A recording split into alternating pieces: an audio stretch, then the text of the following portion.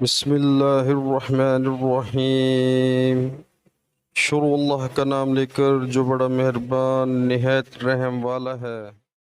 میں رسول اللہ صلی اللہ علیہ وآلہ وسلم پر گواہی دیتا ہوں۔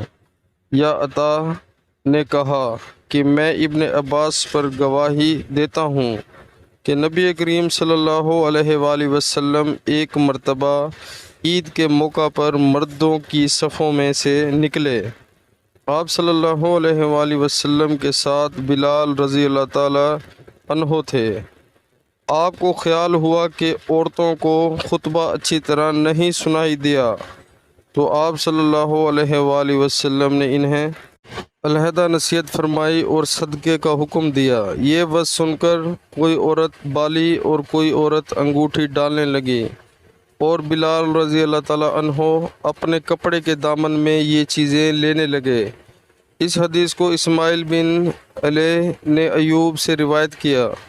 انہوں نے عطا سے کہ ابن عباس رضی اللہ تعالیٰ عنہ نے یوں کہا کہ میں نبی کریم صلی اللہ علیہ وآلہ وسلم پر گواہی دیتا ہوں، اس میں شک نہیں ہے۔ امام بخاری رحمۃ اللہ کی غرض یہ ہے کہ اگلا باب عام لوگوں سے متعلق تھا، اور یہ حاکم اور امام سے متعلق ہے کہ وہ بھی عورتوں کو وعظ سنائے۔ پیارے مسلمانوں، اللہ تعالی ہمیں حدیث پاک سننے اور اس پر عمل کرنے کی توفیق عطا فرمائے، آمین۔